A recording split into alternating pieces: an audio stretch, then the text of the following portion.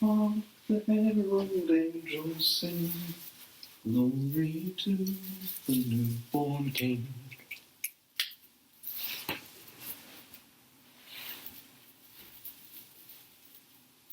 Always a couple of lights that don't come on. Oh, well.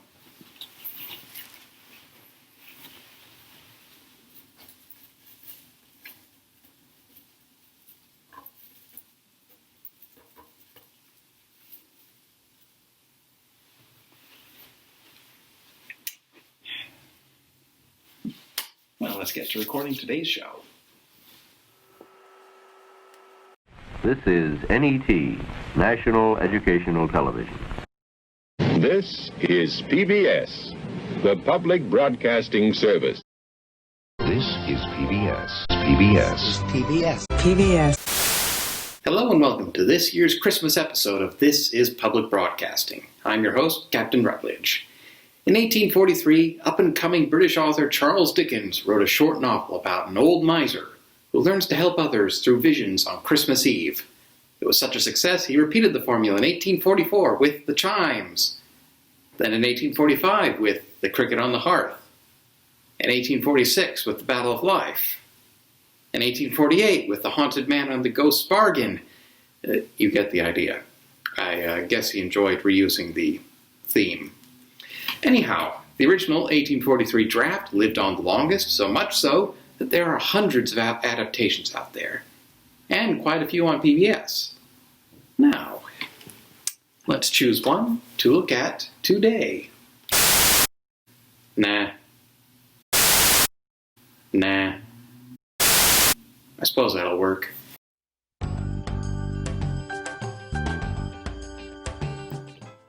For those who don't know, Adventures from the Book of Virtues originally aired from 1996 to 2000 on PBS Kids.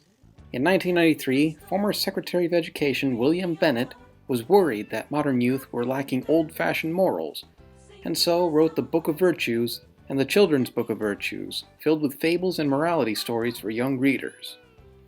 TV producer Bruce D. Johnson read through the volumes and contacted Bennett about creating a TV series based on them. Johnson bussed the show idea around various networks, but really only PBS was interested in adding the show to its lineup. PBS was somewhat criticized for appeasing the Senate conservatives at the time, who wanted to cut funding, but this is likely besides the point. Animation for the series was done by Fox Animation Studios before their shutdown in 2000, along with Porchlight Entertainment. The show features two kids, Zach Nichols and his friend Annie Redfeather, who come across problems in their daily lives and learn morals from their animal friends, Plato the bison, Aurora the eagle, Socrates the bobcat, and Aristotle the prairie dog. The morality tales Plato and company tell deal with virtues like courage, honesty, friendship, and compassion, and feature a heck of a lot of celebrity voice cameos. I call it the labyrinth. The passages are so tangled and twisted, the Minotaur will never find his way out. I have decided to keep you and your son in Crete, where you can invent more wonderful devices for me. This is fun! I want to go faster! I guess they were all wanting to do a show for their kids, or they wanted an itemized tax deduction. A Christmas Carol was the final episode to air of Adventures from the Book of Virtues, and like the rest of the final season, features different voice actors for the characters compared to the previous two seasons. I know, but I can't pass up a race, and he knows it. I've just finished setting the schedule for the upcoming annual Christmas performance. That's okay. But even with fancy new wheels, I bet I could still beat you. Well, that's because we always give half of our profits to the Spring Valley Orphanage. It can be fixed in time, Annie. Just to be thankful Sock was in time to save... One thing at a time, please. Give her my compliments. They're delicious. Zach, where's the best place to put a Christmas stocking? Thanks, big guy. It sure beats bike repair. Absolutely. I can't wait till Plato and Aurora see it. Anyhow, our story begins with Zach and the kids of the drama club preparing to put on their annual production of A Christmas Carol, when Annie comes in with a plan for this year's performance. More money so we can put on even more plays in the upcoming year. This year, we're going to start a new tradition. We're going to perform a newly written gymnastic dance musical called I'm dreaming of a galactic Christmas. So, what do you think? Well, I think it stinks. Yeah, Zach has a point there, Annie. The club elected me as president, so what I say goes, right? Well, I don't know. Come on, you'll thank me. Wait and see. I still say that you've got a more lucrative show idea with A Christmas Carol. Familiarity is good in drama productions. Heck, look at all the pointless sequels and remakes that Hollywood is making nowadays, milking every last penny of our pockets. On their way home, Zach tries to talk Annie out of her new idea for a show, but to no avail. Meanwhile, Ari and Sock are decorating their tree and naturally getting into an argument. I was here first. Oh, is that so, Ari? Well, if I'm not being fair, you're being selfish. You put that right back. I've had that ever since I was a prairie pup. See? It looks much more festive than yours, doesn't it? Oh! Small tangent here. Anybody else think that Sock and Plato should have had their names switched? You see, Socrates was the teacher of Plato, and Plato was a rival of Aristotle. It would make sense since Ari and Sock bicker amongst themselves so much. Nothing personal, just my university philosophy courses acting up again. Also, straws are too strong. I need a snack. Zach and Annie meet at Plato's cave and discuss their drama club problem with the animals. Plato naturally agrees with Zach, but Annie pays no heed yet again. Annie's making such a big mistake, Plato, and she doesn't even know it. Remember, it is Christmas, and miracles have been known to happen. Hey, maybe I was wrong about what I said yesterday. Well, you are president, and we should at least try your idea about this new play. I appreciate the sentiment, Zach, but you really weren't in the wrong here. It's apparent the other kids also wanted to do A Christmas Carol. Majority rules in these situations, after all. The drama club gets ready for rehearsal, but everything goes wrong and Annie loses it. As drama club president, I can promise you this Christmas show will go on, even if I have to run all the equipment and say all the lines myself. The stress gets to Annie's head, especially with her concerns being over profit rather than the message of the performance. That night, she has a strange dream. Who are you? Charles Dickens, my lady. Why do you so dislike my chronicle? It's quite good, you know. Many people have told me that. Please, reconsider your decision. Even your dreams are square. Alas, she still doesn't read A Christmas Carol, and her dream continues into yet another adaptation of A Christmas Carol, with Annie as a Scrooge stand-in and Zach as the Bob Cratchit. It's an interesting choice to have a female Scrooge, and not in the least bit unbelievable. I kind of like it, even if some of the British accents are borderline Dick Van Dyke. It's the tiniest bit cool in here. May I please put on a little more coal? Miss Locke likes to walk in the park with Andrew. Annie's dream segment plays out similarly to the original Dickens short story. Scrooge shuns charity, overworks Bob Cratchit to the point his eyes are out of alignment, and she despises Christmas. If I had my way, every idiot who went around with Merry Christmas on his lips should be boiled with his own pudding and buried with a stick of honey through his heart. The next morning, Annie visits the animals again as Ari and Sock try to hang up their Christmas wreath. I'm so worried about this Christmas play, I can't get any sleep. We don't always succeed on our first attempts, as Sock and Ari are demonstrating right now. They've been trying to hang that wreath all morning, but they haven't given up. They would be getting it up faster with your help, Plato. Thanks, Plato. As always, you know the right thing to say. As Annie runs off to the drama club, the first part of this story comes to an end. Well, before the next part comes on, let's take a closer look at Dickens' A Christmas Carol. Charles Dickens' A Christmas Carol was published at the tail end of the Industrial Revolution in the UK, a time when the rich got richer and the poor got poorer.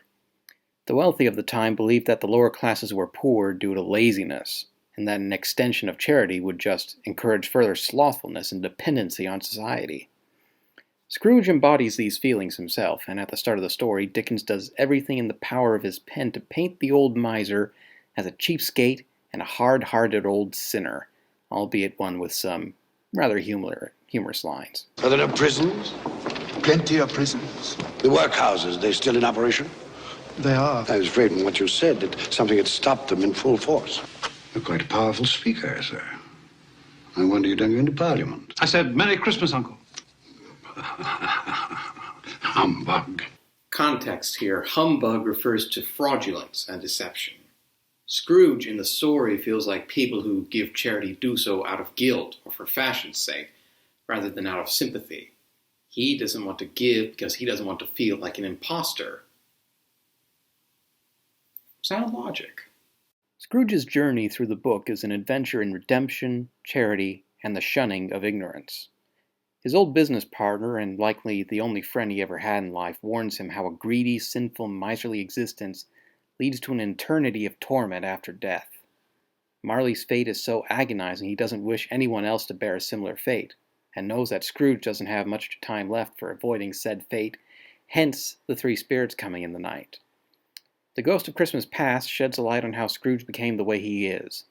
Growing up with a harsh father who sent him away to a decaying, dingy school, losing his favorite sister, and his fiancée dumping him on Christmas Eve. Later on, we see that even his employees and his nephew find it hard to like him. Exactly why he refrains from showing love to others, due to losing the love of others so often in his past. The Ghost of Christmas Present reveals the wonders of charity on Christmas and how a little good cheer can go a long way. Although the Cratchits have very little, their good cheer makes a meager meal seem like a full banquet. The introduction to Tiny Tim adds more weight to making Scrooge change his ways. Tell me, Spirit, will he live? I see a vacant place at this table. I see a crutch without an owner, carefully preserved. If these shadows remain unaltered by the future, the child will die. But if he is to die, then let him die, and decrease the surplus population. Scrooge is shocked with his own words used against him. Let's not forget ignorance and want, the two kids hiding under the spirit's robes. What are they? Their names are Ignorance and Want. Beware of them, for upon their brow is written the word Doom. Have they no refuge, no resource? Are there no workhouses? Are there no prisons? Scrooge then journeys with the ghost of Christmas yet to come, the one he fears the most after his past two journeys. Here, all of Scrooge's worst fears are realized. Tiny Tim is dead, and Scrooge did nothing to help. Scrooge himself is dead, but none of his peers, servants, or family seem to care.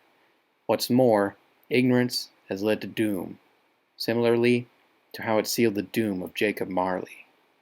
That is the point where Scrooge announces a change of character to turn over a new leaf.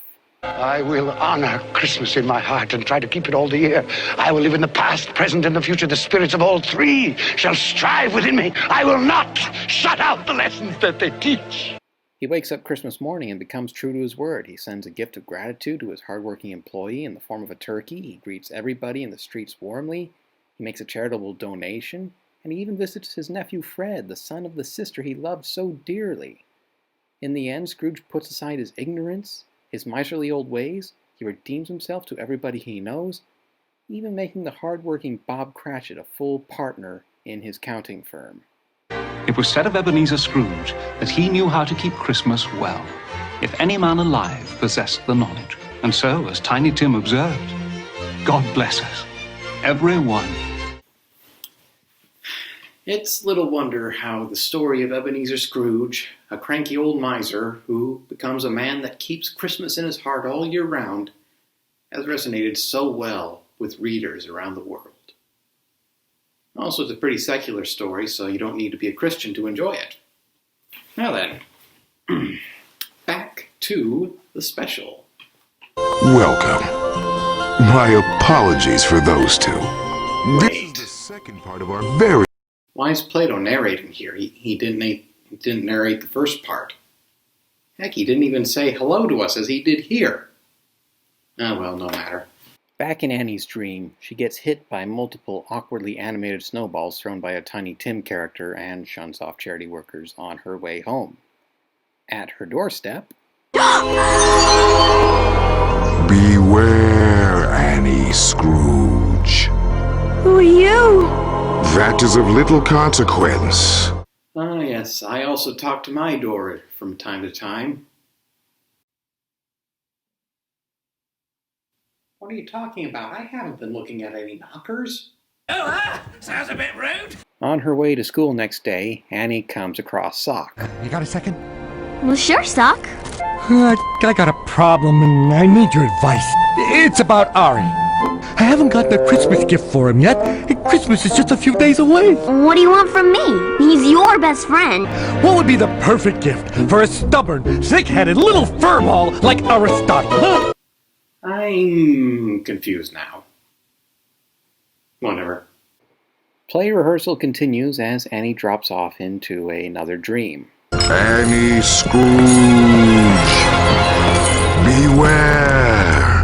What do you want of me? I wear the chain I forged in life. They look most uncomfortable, sir. Not as uncomfortable as the length of chains you yourself will carry unless you change your ways. Speaking of weight, the original weight of this scene is gone. Thanks for the warning, random stranger whom I've had no connection with in life. I'll believe you definitely. Of course, it would be pretty tough to have a bison as a business partner. Talk about the janitorial bills, after all. Annie's dream continues with Ari as the ghost of Christmas past. Having absolutely no resemblance to Dickens' original ghost, but whatever. They go to a scene in Annie Scrooge's youth with her and Cratchit ice skating. And when Melissa seemed ever so jealous of my new dress, I didn't invite her to my party. Must you go on so? Just stop it. What has gotten into you, Zach? It's you, Annie. You become too greedy and heartless toward other people. I'm growing up, that's all. You'll understand in time. No, you're the one who doesn't understand. I don't understand either. She wasn't being greedy here, just talking about one of her friends.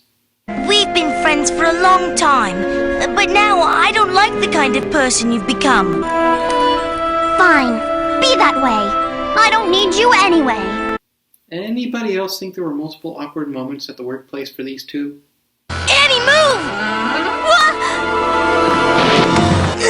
I was clearing space for some prop pieces and I knocked that over. You okay? Hey, what gives? Some mistletoe hanging around here or something? No, just felt like a friendly hug, that's all. Just kiss already. Now Annie's dream continues with Sock as the ghost of Christmas present. Again, nothing like the real thing, but I digress. The spirit brings Annie to Cratchit, donating presents to an orphanage and Tiny Tim stand-in. Why is he limping? His feet are swollen from being outside barefoot. He doesn't own any shoes. If these shadows remain unaltered by the future, I see a child who will never be able to run and play again. Huh. A few things wrong here, but I'll just save those diatribes for later. We move on to Aurora as the ghost of Christmas yet to come, who shows Scrooge's counting house out of business, and the fate of Tiny Tim. Poor thing. He can't come out and play any longer. Couldn't someone have helped him? Okay, here's where I have my beef. Dickens' story has Tiny Tim acting as one of the waits leading to Scrooge changing his ways from nihilistic to altruistic.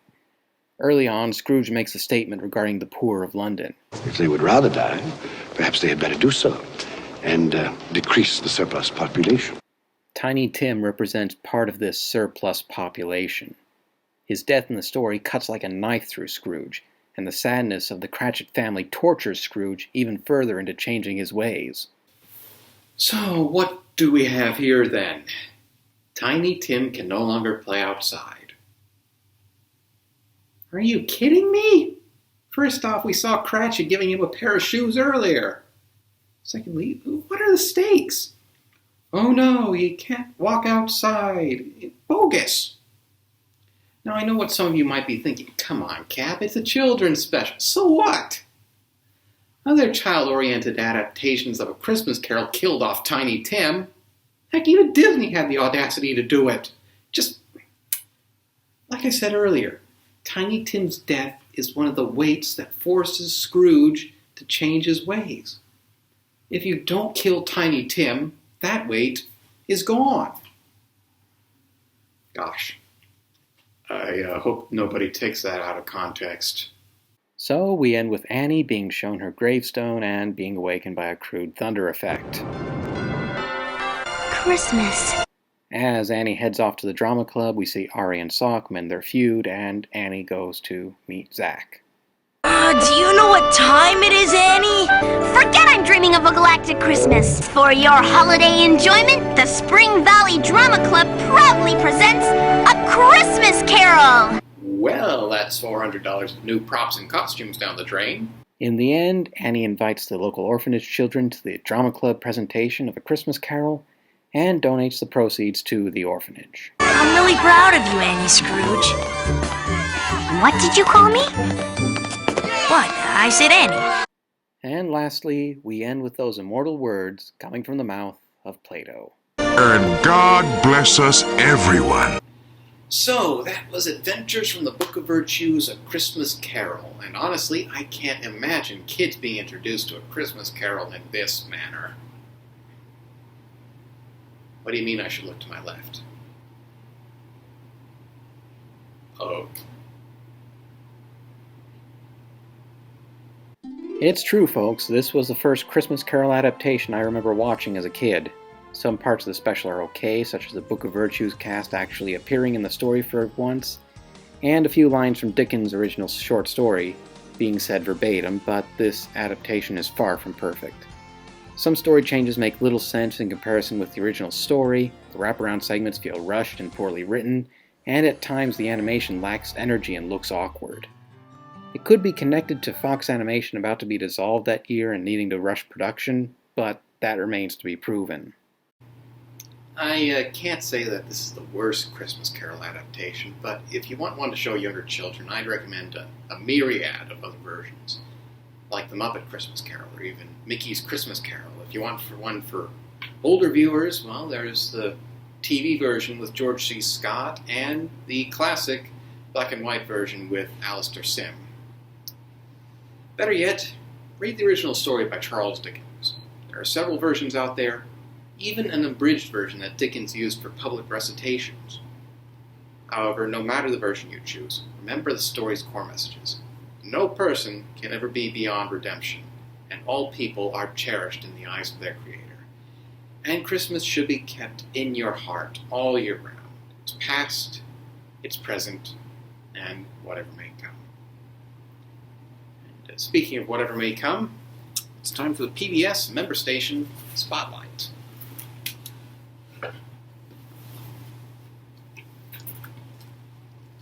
Should put a safety pin on my coat. Anyhow, we've been going all around the country with these Member Station Spotlights, and it's now time to draw a new one out of the pretty straw hat. Yeah, let's see what we get here. There's one in my hand. So, next up, we're heading to New York City with WNET 13. WNET 13 was founded in 1948 as WATV Channel 13 in West Orange, New Jersey. In its early years, WATV was a commercial station. In 1957, it was purchased by National Telefilm Associates and rebranded WNTA-TV. However, the station lagged behind other local TV stations, eventually being put up for auction in 1961. The New York City-based Educational Television for the Metropolitan Area Group, or ETMA, had wanted to purchase the station for some time, and with endorsement from the FCC, was able to purchase WNTA in 1961 for $6.2 million. In December that year, ETMA and National Educational Television set about converting the station to educational programming, and WNDT signed onto the airwaves in September of 1962 as the first educational TV station in the New York City market. In the early years of broadcasting, the Ford Foundation kept the station afloat financially and supported NET's wishes to merge with WNDT. However, when the Corporation for Public Broadcasting set up the Public Broadcasting Service in 1968, NET feared that it would be pushed out of the TV markets. In 1970, the Ford Foundation brokered a merge between NET and WNDT, creating the station we now know as WNET-TV.